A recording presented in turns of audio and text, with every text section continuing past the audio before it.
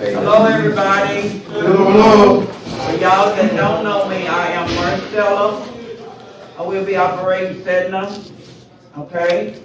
So if y'all have any questions or anything, I will give y'all my phone number and my email. You can contact me. But right now, I would like to go into prayer. Reverend Logan will lead us in the word of prayer, please. Yes, ma'am. Yes, sir. Let's bow together just for a moment. Most gracious Father, we thank you, Lord, once again. Lord, we thank you for grace. We thank you for salvation. We thank you for a building, a place where we can come and meet as neighbors and friends. Also, Father God, with the city and the government, city government to come and meet with us. We thank you for all the protection that you provided for us all these years that we've come, we've met, and all because of you. We pray for our president of this group, that you hold and keep her safe, all her harm and danger until she returns back to us. And thank you now for our interim president that is standing in the footsteps for her, standing in her shoes. We ask you to guide and lead her in the way we must go. In the name of Jesus, we pray and we ask it all to say together. Amen. Amen. Amen. I don't know if we have, is anybody here from the police department? I thought Tony drive up. I saw Tony pull up. Yeah, he just pulled up. Okay, if he's not here, do I have code enforcement here?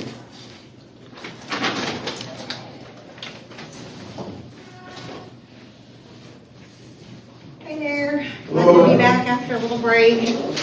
We're coming up into warmer weather, so that means we're coming into grass cuts again. Get ready for it. The warmth is here, so we've got probably another month before we're going to see the spike in grass height. I have information for y'all on this is winterization stuff, but there's also solar rebates, going paperless on your bills and whatnot. Just some helpful information for everybody.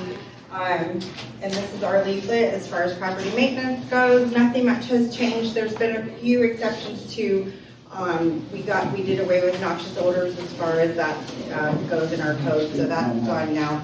But the expectations are still the same. We're focusing on education and safety.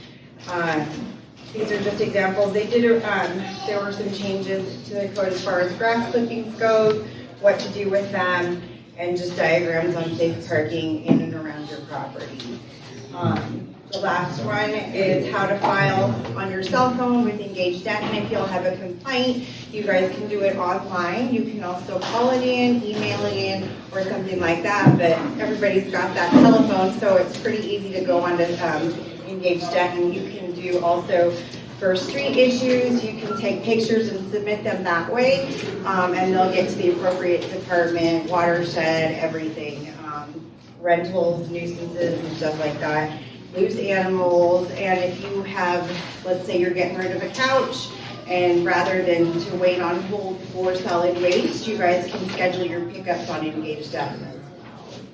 So now that it's warm, you'll probably see my face out a little bit more. So if you have any questions, please let me know, and I'll be happy to answer. Yes, ma'am.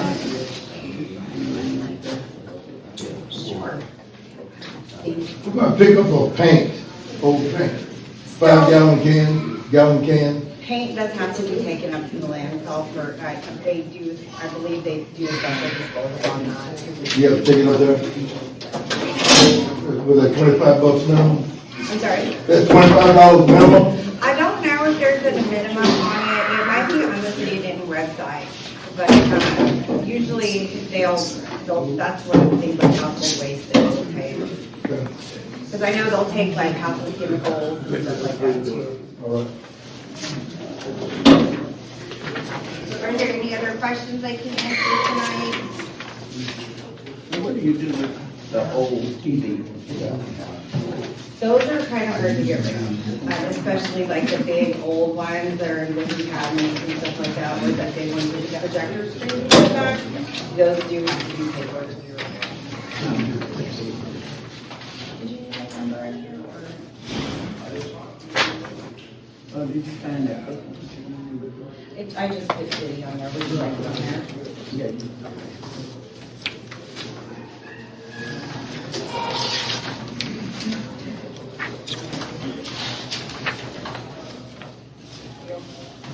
Thank you. Okay, Parks and Recreation.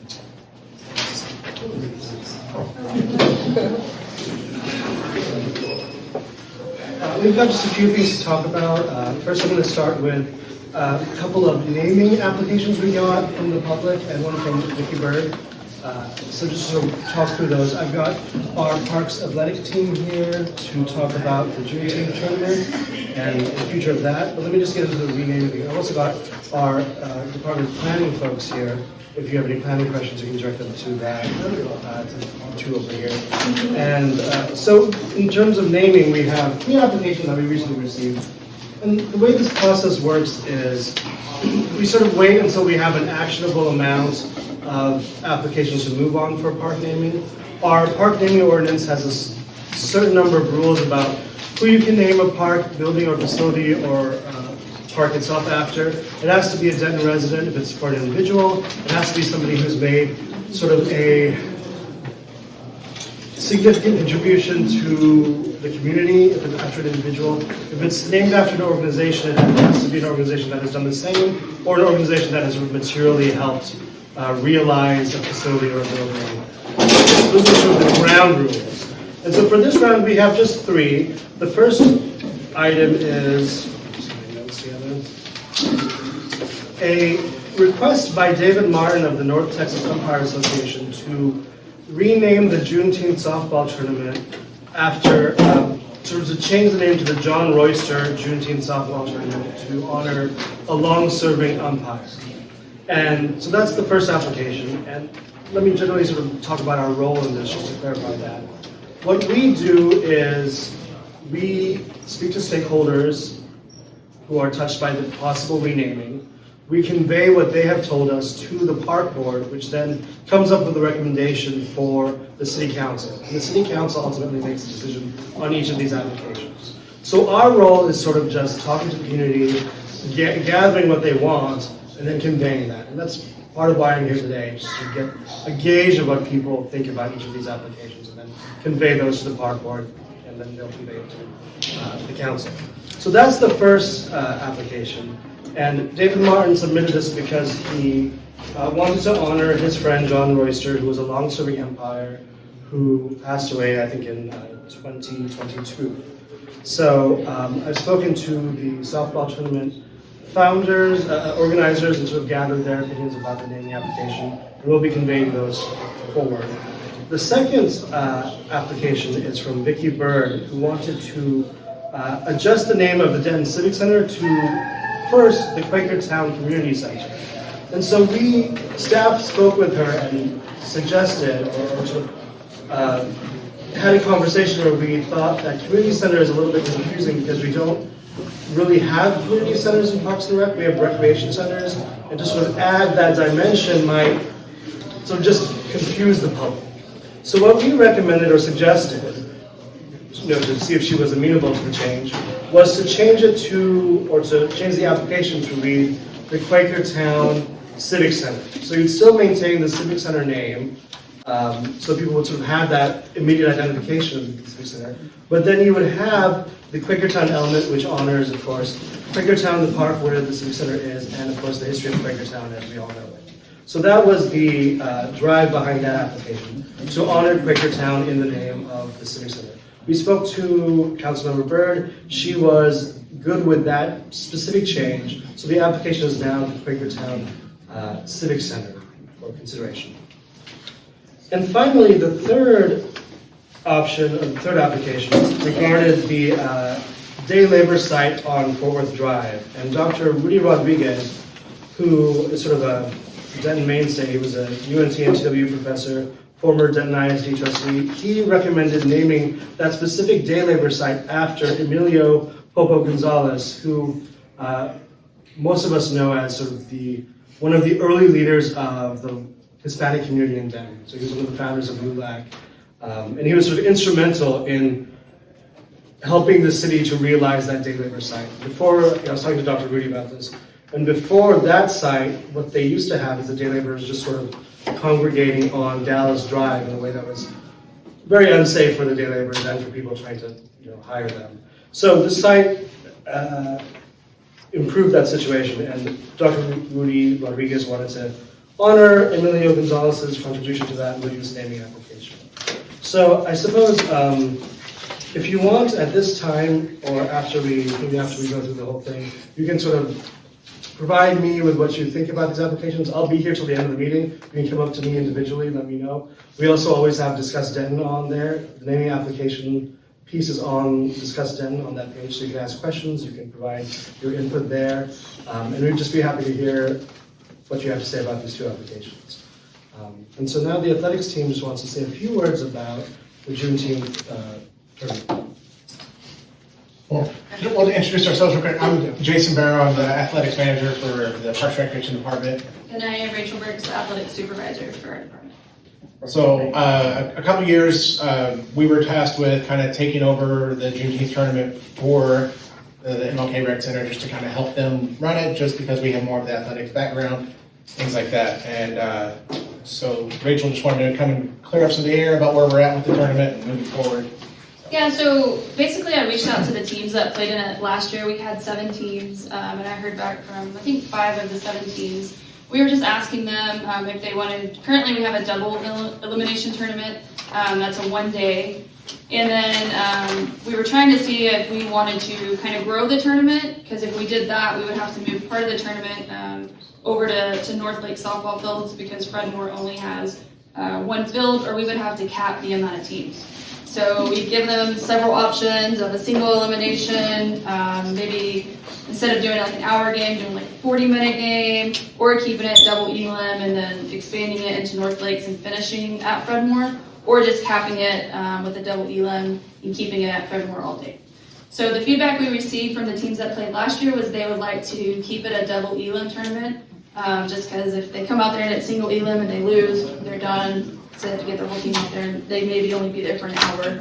And they didn't like the 40-minute option either, because the games go so much faster. So they wanted to keep it double elimination. So really the options are to cap it at 8 teams basically, or to expand it, start at North Lakes, and play there at the beginning of the day, and then finish it at Fred Moore. Okay, I'd like to say, why y'all come out renaming Juneteenth? Softball. That right there, if it's at Fred Moore, I don't care, I heard what you said. If it's gonna be at Fred, played at Fred Moore Park, it's always been Juneteenth, we ain't trying to rename it. Sure, and we are just responding to the application received from the public. So what we have to do, David Martin, so anybody can submit an application to rename a park facility whenever, essentially. And so what we have to do is we have to respond to it with our particular process, right? And so what we're doing in this case is, discussing with the stakeholders, everybody in this room, everybody on the Juneteenth organizers. So we go to them and we say, listen, we've got this application. We don't really insist on our own opinion in the process, because the determination has to be made by the stakeholders, park board, and council ultimately, right? In response to what the public says about the naming application. So our role here is to hear what everybody has to say, and then to convey that to the park board and say, the stakeholders weren't interested in the name change.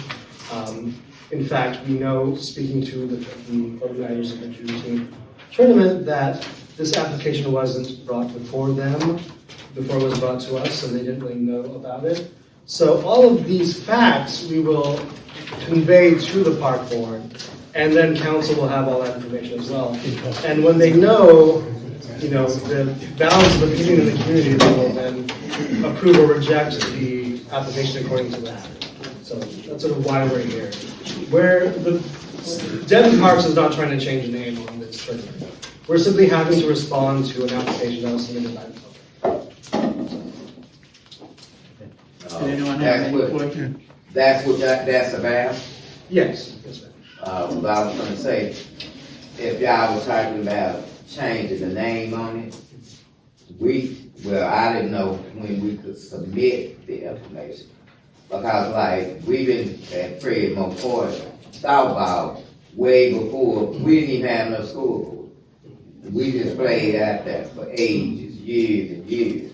So we do have somebody in mind we wanna honor for that part.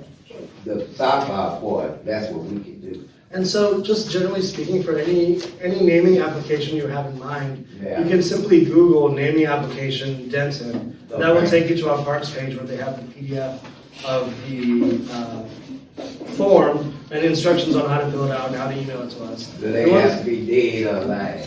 Well, so we have some, no, it's a fair question. We have some prerequisites about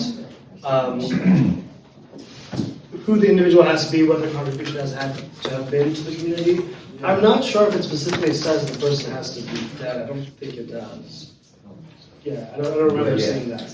So, I know some communities do have that prerequisite that someone has to have passed before you can. So it could be in honor of the Exactly. person. That's what I'm trying to get to. Sure, sure. We do know one that's been that when I was a kid. So that's the way we go, we'll go that route. Sure. Okay. And we receive every naming application, and so we do take a look at those. We don't act on them just immediately, well, we act on them immediately as they come in because we file them and do all that sort of thing. But once we gather, for example, here we had like 3 that we could act upon in one piece. We'll do that all together once we have sort of an actionable number. But the process is to fill out the application first and then. All right, we'll get it in. So, no. So you said renaming the game or renaming the park? Well, what they wanted to do for the Juneteenth piece was specifically to rename the tournament. The tournament. So that's a little bit unique in the sense that it's a bit of a gray area because Parks is responsible for facilities and parks. This event is not really ours, you know, so we still have to act upon the application as we've received it. And so all of that kind of context is what we bring to the park board to tell them here's the situation. You know, think on this and provide your, I guess, opinion to council because council is of course the ultimate arbiter of all this. Okay, go ahead. Would the responses be open to the general public to respond to? And is there a thing on the website or anything where people could go in and? Well, we had a Voices. public meeting, a Okay. virtual meeting that we publicized on our social media about the naming application Okay. a while back. Okay. But I think the best way now to sort of have your voice heard on this would be to tell us directly here, which we're all absorbing. And also to go on Discuss Denton if you want to sort of make sure you've written out something. Okay. And you can provide context on all the naming applications. And then, of course, on Discuss Denton, we have all our other projects, so if you have anything you want to ask questions about or provide comments, we welcome those and we respond to those as quickly as we can. I would also add, my name is Gerard, Assistant Director of Parks and Recreation, that the park board meetings and city council meetings are public forums, so if you do have an opinion, you can always make your opinion known at those meetings. At any of those meetings, there's a period for public comment on anything. So you just have to fill out a form and then you just can provide any comment that you want. So any other questions about the naming? Were there any concerns about the game itself? Like I said, we want to try to keep it in Southeast Denton at Fred Moore as much as possible, but like Rachel was saying, if we want to include more of the community, more people, give more people opportunity to play and participate, we may have to have some of the tournament take place at North Lakes Park. This is gonna take our schools. Yeah. We've been going watching them forever and a day. Right. So I feel that our team should stay over here Okay. in our part where we was raised. Right. Yeah, cause I got a call about that. Okay. Said that one team was trying to be sent over to, was it South Lakes or somewhere y'all was talking about? Yeah, maybe possibly North Lakes. North Lakes, that's Yeah. what I was trying to, Last year, we were able Yeah. to hold the whole tournament here because we only had 7 teams. yeah. So if we had more than 8 teams, then we would have to expand it into another facility because we only have the one field over here. Would this be only for June 10? Yes.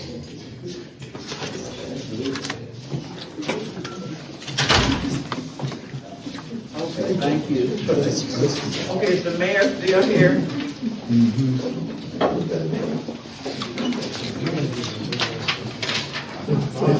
City council, To speak.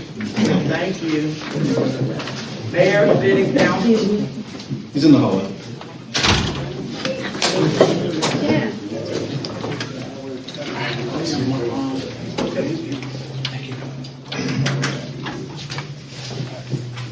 Thank y'all.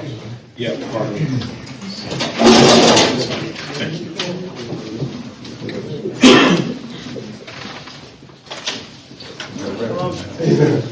No,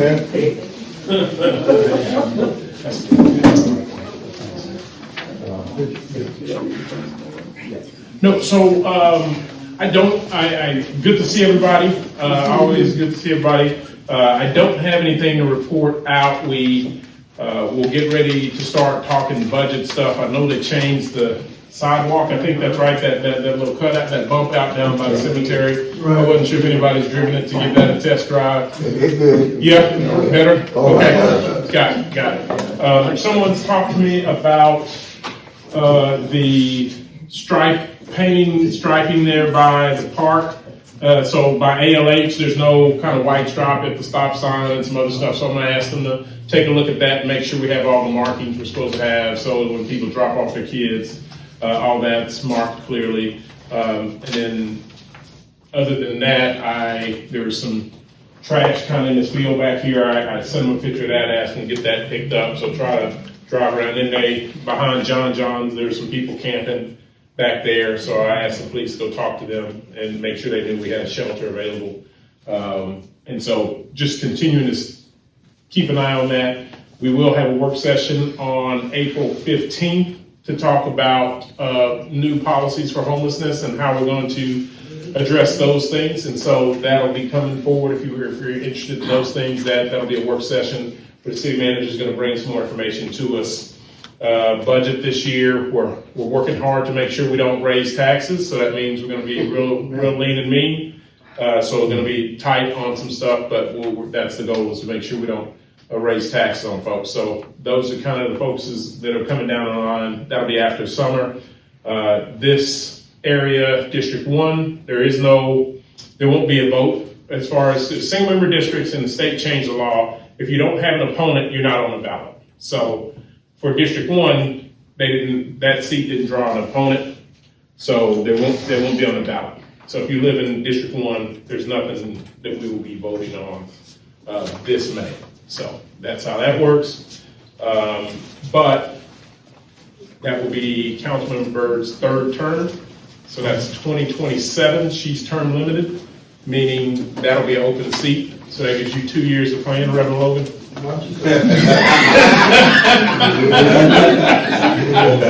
transitioning. Yeah, no, my bad. Did I say Reverend Logan out loud? I just thought. I'm still transitioning. No, sorry, Sister Logan. Just kidding. Yeah, I'm just staying in trouble. But no, but that is something to be mindful of, right? That we, if you know people that are interested, that's not a lot of time to get up to speed, understand, get out there, all those things. So. Just that is a fact. That'll be open seat in 2027. So, with that, any questions? Anything I can look into? Yes, sir. I got 2 questions for you. I know they fixed right there on Prairie and on Bradshaw. Have you said anything about in front of people's funeral home back where, because it's getting ready for spring and the rainy season, where that water puddles up right there in front of people's funeral home? Yes, no, I have not. I hadn't talked to them since the last time they were out there. So let me get back with them and see where we are with that. I know you mentioned it. I know they were taking a look at it, but let me follow back up with that and get you an answer. Okay, and then the last one is, do you know, I had got a memo on what they were actually going to build at 418 Robinson. Do you know if that's a final, was that 3 duplexes they were going to build on 418 Robinson? It's 418. Yes, it is 418. Okay, and I think it was like three duplexes where neither none of them were going to have a yard. They were going to be so close that there was going to be no yard at all. Yeah, so I've not seen the final plan for that. I am watching that like a hawk, and so if they've sent you something, I just got a picture of what was going to be built. But I didn't get any paperwork with it. Yeah, see, I wonder. So what I saw initially is, and what we're talking about is that Skinner dead ends into Robertson, that field right there, and so what I saw was they hadn't purchased it yet. They were thinking about putting these things there, and it was real tight. And I didn't think it worked as far as the setbacks and all that. But I was going to let it go through the process and see. And then begin to ask questions, but I will find out if something's formally submitted or if that's just what they're I think it was whoever they had hired was looking at it and saying, hey, this potentially could work, but it's gonna be real tight, and It's so. DAC that's purchasing it, isn't it? That's who was looking at it, yes. Denton Housing, not the HUD, but Denton Affordable Housing. Okay. Yeah. Okay, well, I have one, well, really two more, but I'll ask one. This house right on the corner of, Wilson and, Lakey, across from the American Legion Hall. Yes. There's like 4 or 5 minutes. Is that some kind of, I don't wanna say halfway house, but I just see, Yeah. a lot of men there. Is some kind of work release, or do you know what type of house that is? Yes, so someone had mentioned that to me, and I asked, and the short answer is, we don't know. The longer answer is, if you can have four unrelated people in one home. And then you're allowed to have a guest to visit, right? So it's really hard to pin that down. Right. How many people actually live there, how many people are guests, that sort of thing. And so I continue to watch it and see if there's anything else that like the one guy was on the back playing, like I think you told me, he's playing that music real loud all the time. So I try to keep an eye out for like those things that are easily enforced and making sure we're doing the right thing there. But who's coming and going, that's hard, right? Oh, yeah. One of the coming and going is that I never see them leave the yard, so I kind of figured something's up where they never leave the house. They come out on the porch, stand out in the yard, and that's as far as they go. Yes. I see them go. Right.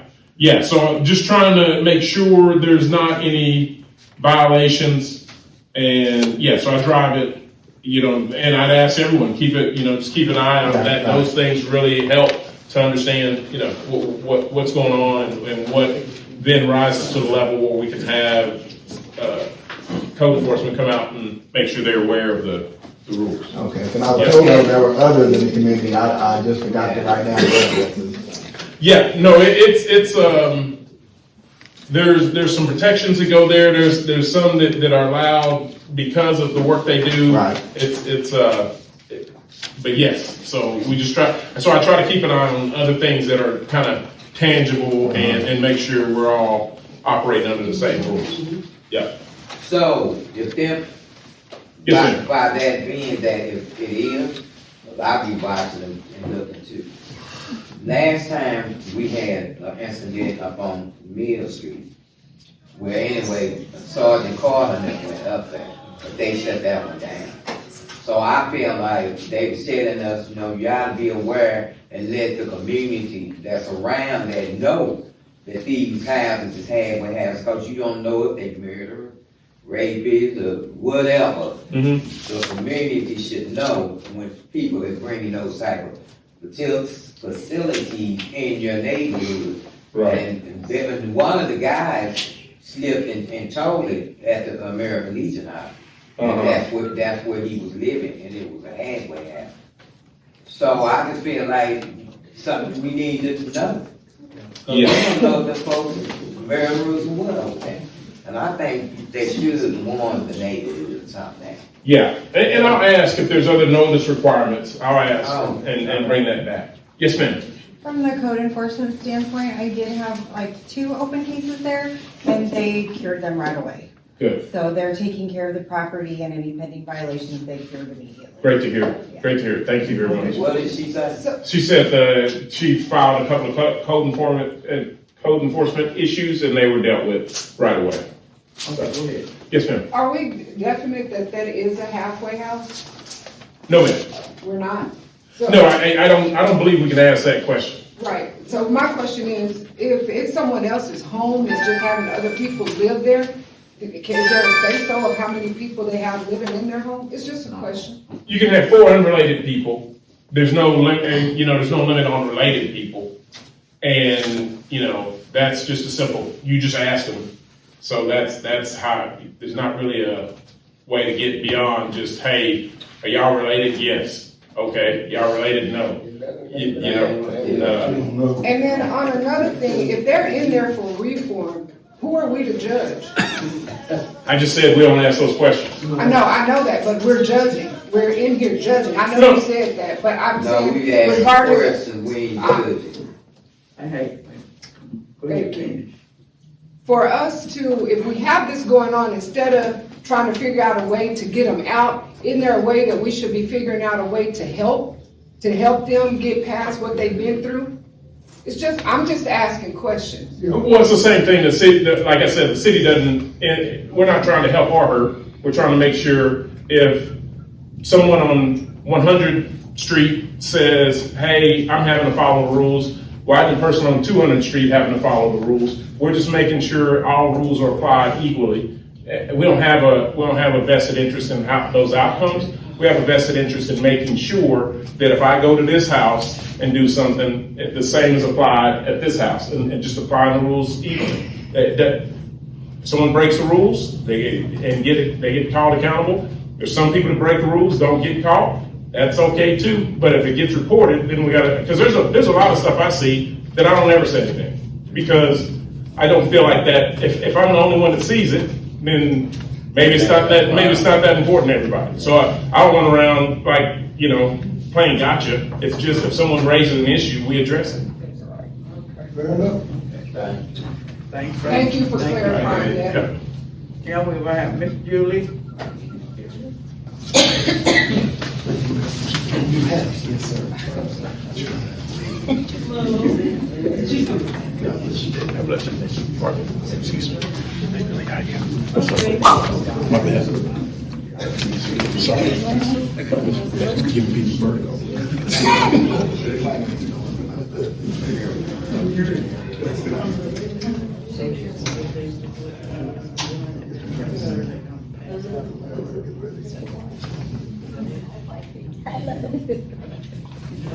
Good evening, everyone. I'm Mia Hines. We worked on the Southeast Denton area plan with y'all over the past couple of years at this point. We did some community engagement for that plan. What I have is just some updates on some stuff that once the plan was adopted back in, was it last fall, July of last year, we've actually been doing the work that the plan has told us to do. And again, that plan we received from feedback from y'all and working with y'all. So one of our goals was to conduct a historic resource survey of the historic assets within the area. We have applied, the planning department has applied for some grants for that, to be able to get a contractor in to do that survey and to assess buildings and sites and stuff like that we can get designated as historical for the purpose of preservation and things like that. Julie, I'm gonna ask, thank you for coming. You came in just in time. Julie has a survey that she's gonna hand out to you all that I'm gonna get to here in a second. That's also a part of the area planning process. Do you also have the updated goals? Was that a part of that stack? Perfect. Thank you. Okay. One of the other goals that we had was to provide or invest in economic prosperity. We have people-based and place-based economic development activities or actions that we're trying to do. One of the actions is to provide financial assistance to reduce the membership for Stoke, so basically helping out small businesses when they're looking for spaces to use and stuff like that. We've coordinated or we're working with community service and economic development and Stoke on some scholarships and some mentoring programs that we're really trying to push and allow people from this area specifically to utilize those resources and those services that we have. So if y'all know any young people in the area, y'all know any people in general in the area who has businesses or who's looking for some business space and stuff like that, let us know. We have some funds for them to be able to use some sources, some resources that we have at the city, and then we want to work with them just in general to help build their business and things like that. So let us know. Is there a website for that, or do you have to go through the city for that? So all of our project updates will be on Discussed In, and I think Keisha has something to add. Oh, okay. So that particular program she's referring to Stoke. We've given the money to Stoke, and so the lady, Heather there, she has all the information to be able to get people signed up to use her space. She's also going to be at Project Hope once a month. We're still working on which day to actually do mentoring with people, one-on-one mentoring. So she's gonna be once a month for the rest of the year. She'll be there for mentoring, but she also has money to be able to help with scholarships to use the Stoke spaces. You said Stoke, S-T-O-K-E? S-T-O-K-E. And that's that place that's right across from the police station? Yes. And on Hickory, where they have the office space that you can use Yes. throughout the day, so you can, you say y'all are gonna provide scholarships where people can You have utilize money that to do space? this, yes. Oh, that's good. Yes. Okay. 3 months. Yes, sir. Need a pen, I'm pen.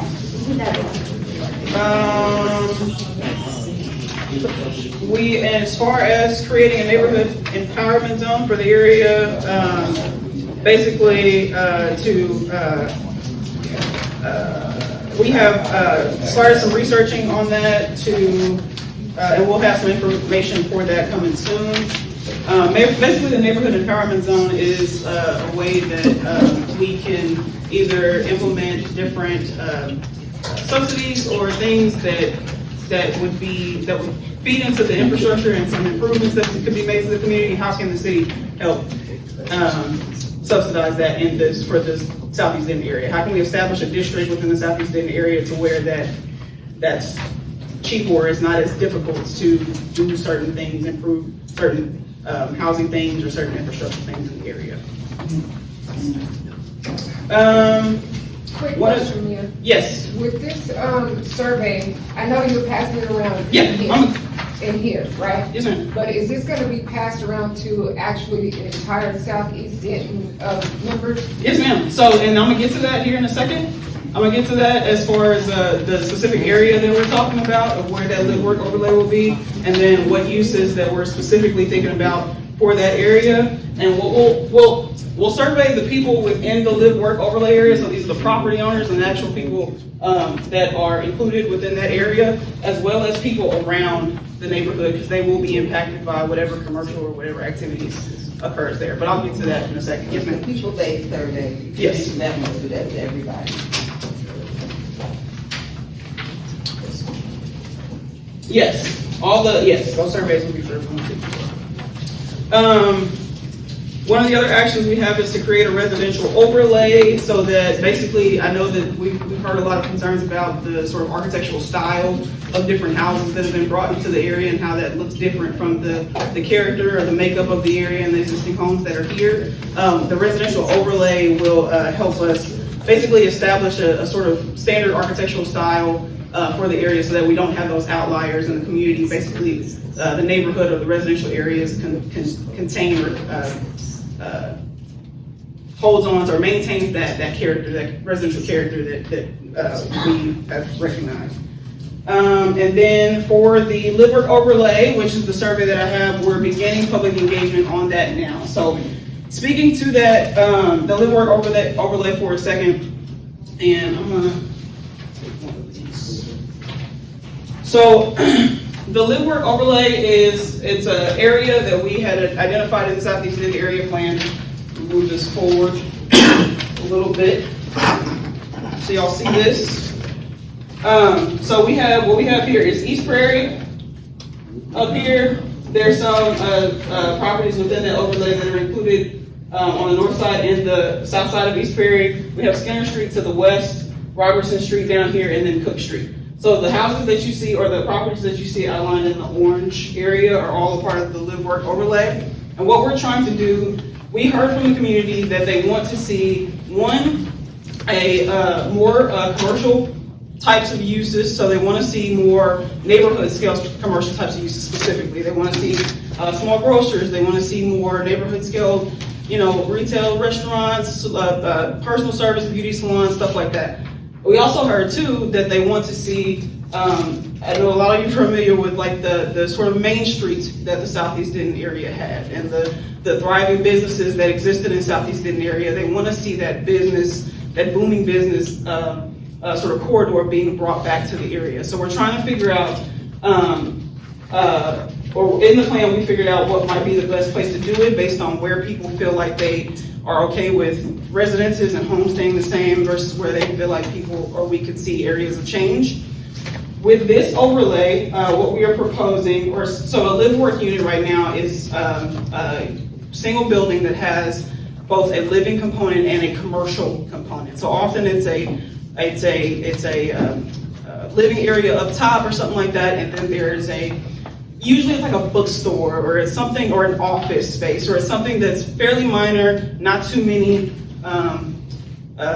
patrons actually go there. It's a small, like not intense at all, commercial mix of housing and commercial.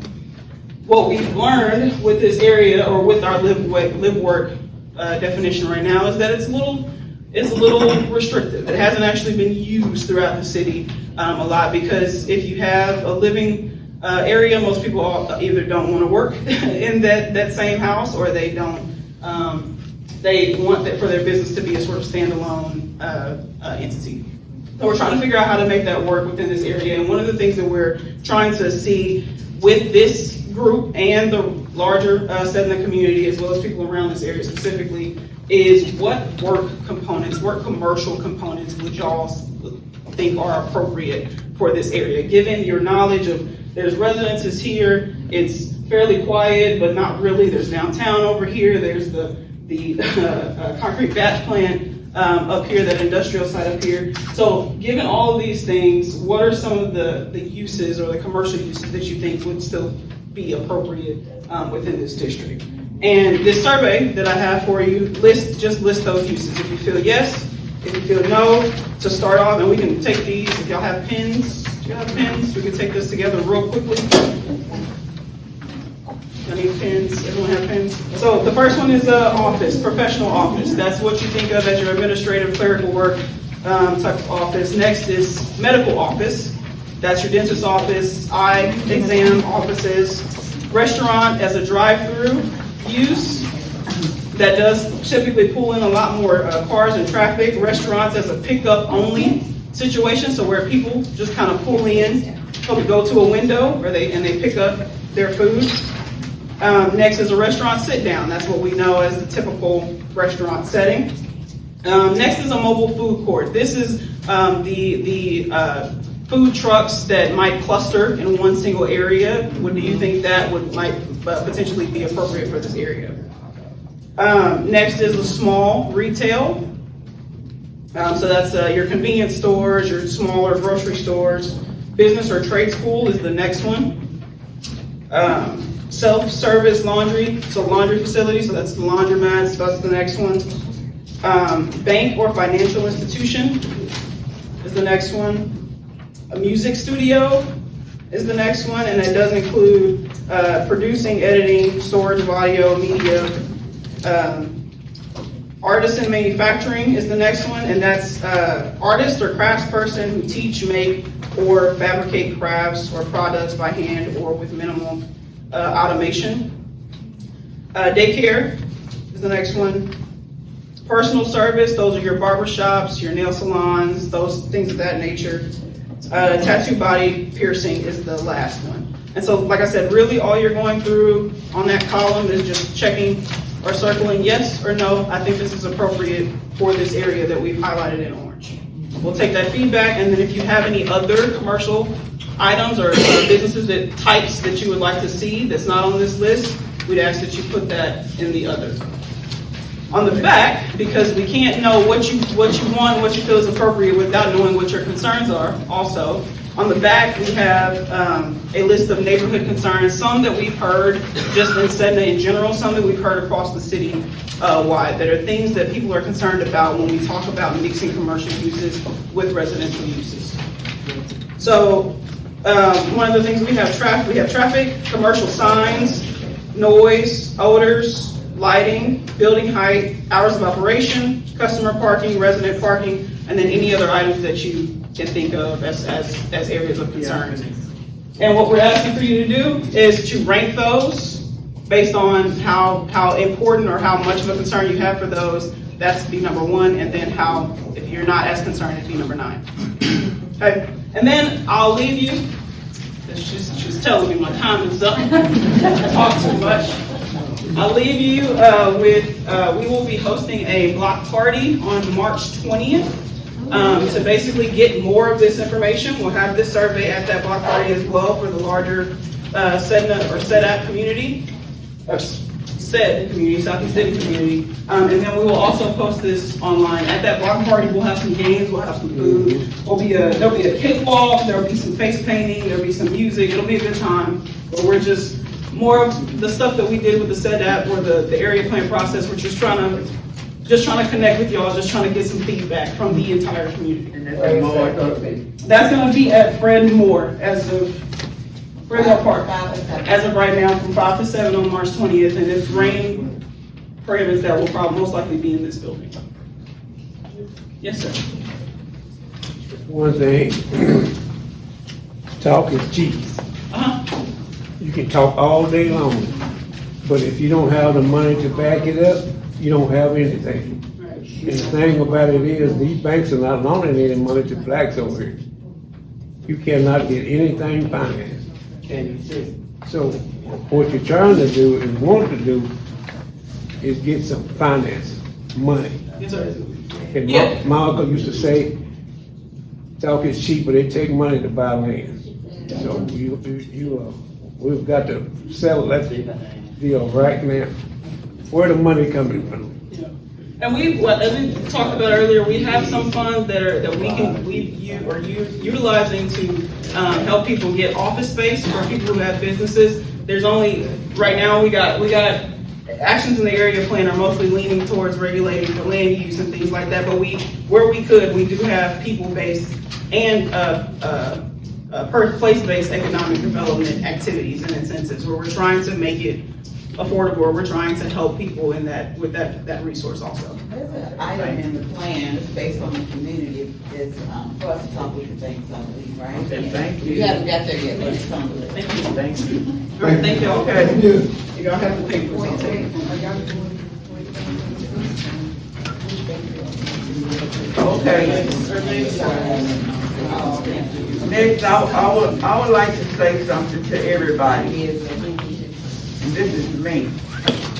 At one meeting we had, and I went to these people, I found out a lot of stuff that was said about Claire's Kitchen wasn't true. I saw a video. And the lady that said the music was disturbing, she put a tape out there. And I apologize to Claire's Kitchen, because I don't want to be doing wrong and hurt nobody's business. This is me. And I went to them and I apologized. When they showed me this tape and then I seen the woman, the same people that came in here and helped made me believe what they told it, and I believed it. They was in there. They go there. And I just want people to be aware of that. A lot of things that were said that day, back in November, October, whenever it was, about Claire's Kitchen wasn't true. I have been there. The food is good.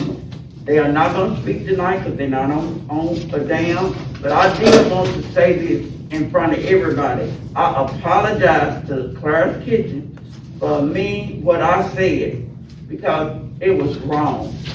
When I saw the video, when I saw with my eyes, nobody told me it was wrong. And we need to support people in this area of their business. Now, I do have a new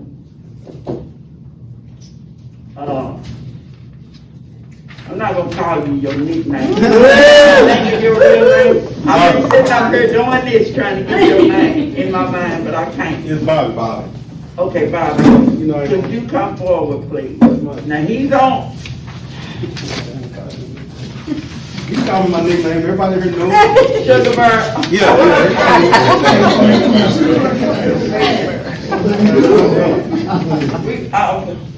Sugar Bird, come up here. I haven't been in this way, but I want to say this. We need to support. We go to these corner stores and we support. I mean, we support.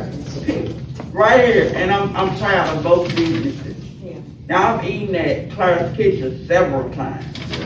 And I didn't, if it wasn't good, I wouldn't go back. I'm just gonna put it like that. It was good. The food I had was good. I'm a wing person. My sister's in the hospital, they brought me in. But I'm a wing person, and I had some good wings there, and I've had pork chops there. You know, that's only 2 meats. But anyway, the wings was good. Very good. Thank you. He's opening up a new business, and I'm very proud of his son. I call him my son. And just like, Manuel, Paris Kitchen, he's my son too. But these are young men, and they put establishing here so people can have somewhere to go, so we can have something to enjoy. Yeah. And we need to get out here and support this. I agree. I do. I mean, we really do. Yeah. Get out here and support it. Yeah. And Don't knock it down. You haven't been there yet. Don't knock it down. You know, and let's support. I haven't been there yet, but I'm supporting. You know I got your. Yeah, I guarantee it's good. Okay, let me see what you got. I don't even know what the else is about. Let me come around. And support each other. Watch out, they're gonna put chicken. I Hands on him. go out there and Please. I take the fish basket. Mr. Garrett, Fish Why basket, does he please. sit right there? Mr. Garrett, I do have a thing to say, you know, there's a little friendly competition, but you know what the So, hey, DJ Khaled, what you been? No, all I wanted to, actually prior to this meeting, I had already got some good news about our situation. What we was trying to do was trying to get rezoned because they spoke of a historical building, and everybody in Southeast didn't know this is a historical building. Oh, yeah. And I know I can go down the line and everybody got a story about this building right here. Right. You know, everybody should have a story. I know everybody should have a story about this building. So, this is a historical building when you talk about Denton. Like when I heard Ms. Tootie talk about Fred Moore baseball game, things that we've had going on in this neighborhood so long. So what we have to learn how to do, we don't have to have this massive scale if we can't hold it. If you got a 4-bedroom house, you only got 4 bedrooms. You can't move 5, 6, 7, 8 people in there. So for us to throw something small and intimate at Southeast Denton, that'll be just enough for us. You know, we don't have to have this large scale of 30 teams, so we have to move our proceeds to somewhere else. We have a small little gathering in our neighborhood, that's just good enough for Southeast Denton. Because Denton come from what, 30,000 people to almost 300,000 people, but Southeast Denton has remained the same.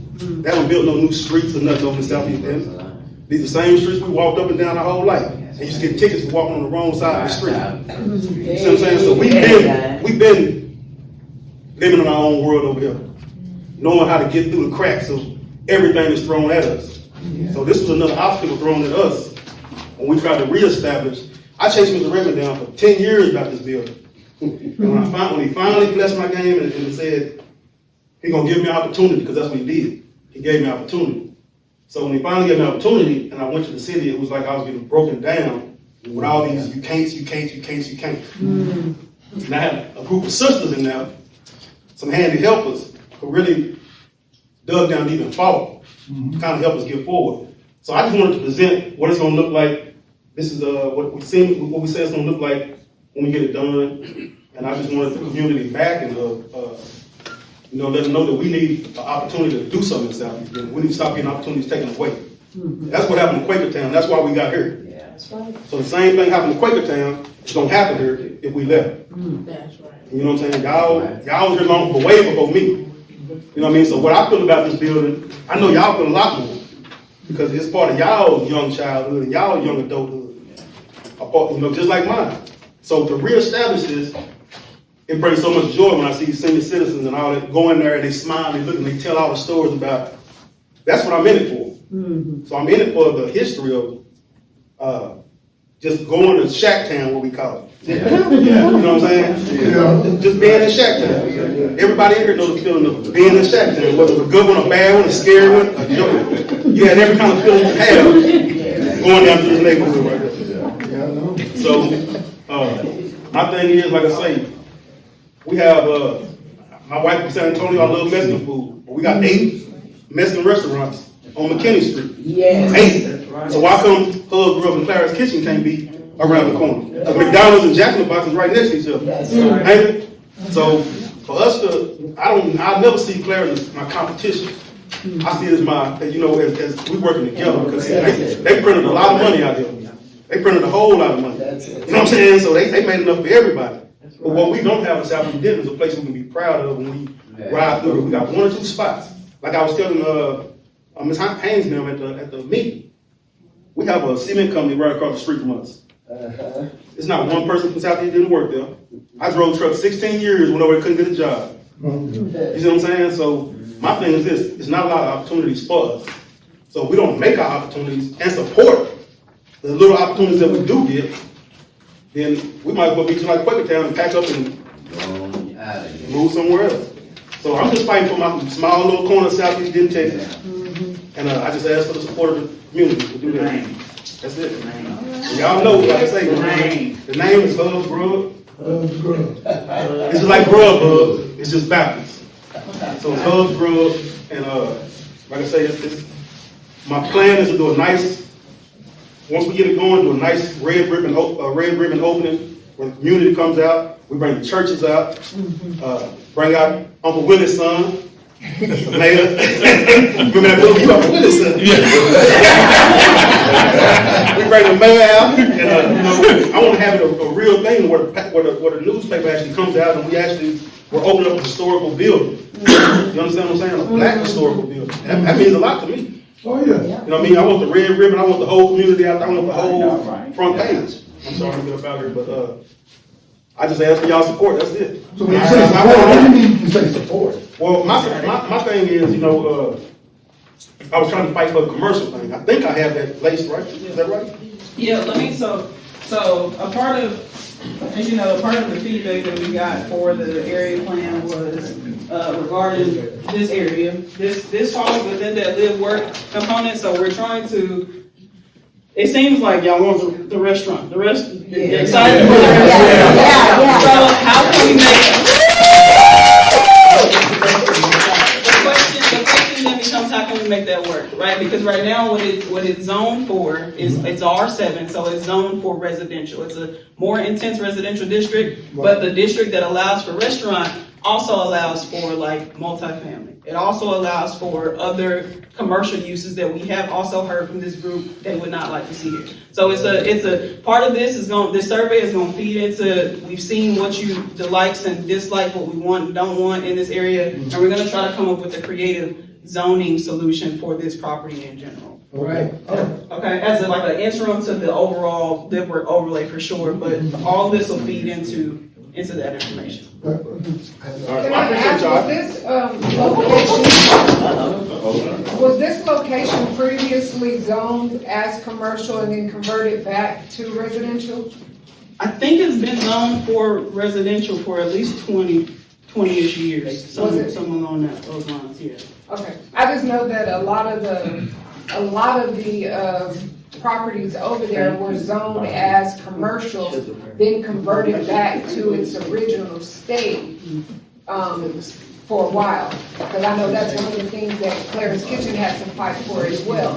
Because it was commercial and then zoned back to residential. So I was wondering if this was one of the locations that was like that as well. I can look into the history of both. Okay.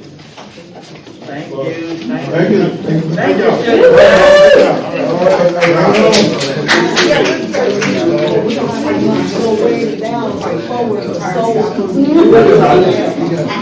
I just wanted to take a minute or so.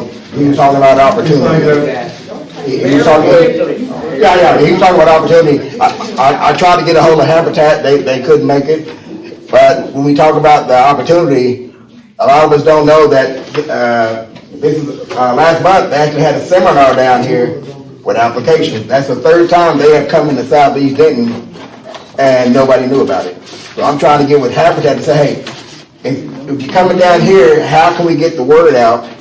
Take flyers down to the American Legion Hall so we can know what's going on, because the first time at 3:30 they started calling people, but it was over with at 4 o'clock. I found out the day after that they were down here on the 24th of January, letting everybody know that, hey, the applications are open from February 1st to February 28th. What applications are you talking For about? the Habitat homes. Oh, okay. So they come down here and nobody knows. So we got to find a better way of communication so they can let us know, hey, so we can get the word out instead of saying, hey, we're not getting homes because we don't know that they're coming down. Well, I'll just say this, if you include Claire's Kitchen, like with flyers, let us know. Oh, yeah. We'll be willing Yeah, that's right, to- yeah. I'm trying to get a hold of them, say, hey, if you print a flyer, I'll put them out. Okay, Yeah, I mean, I'll get the word out. okay. Okay, that being said, everybody knows this month is Black History Month, right? So we're just gonna give everybody a little bit of summary, how Sedna got started. A lot of people don't know how Sedna got started. Sedna was formed a long time ago in the 90s, probably the early 90s. The Mount Calvary This Baptist lady Church, right here. Calvin Phillips. And this was the leader. We got Yeah. the eye on you all. Well, We used to have we had a great big one. that lit up. But Carolyn started things in this community and blessed everybody that needed to be blessed. It started concerning the Phoenix apartment when all the stuff was going on, finite people was living there, their family had free and whatnot. And she brought a lady in from Detroit.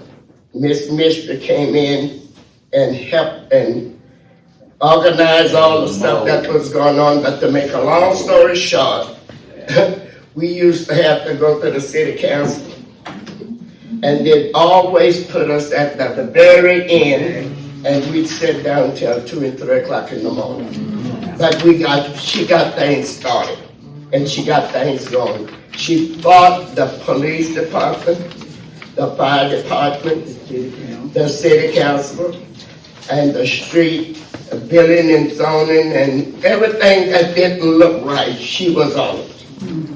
So therefore, we need to keep this going. That's the reason why we are doing this. And when she put Colette in charge, it was about 5 or 6 of us.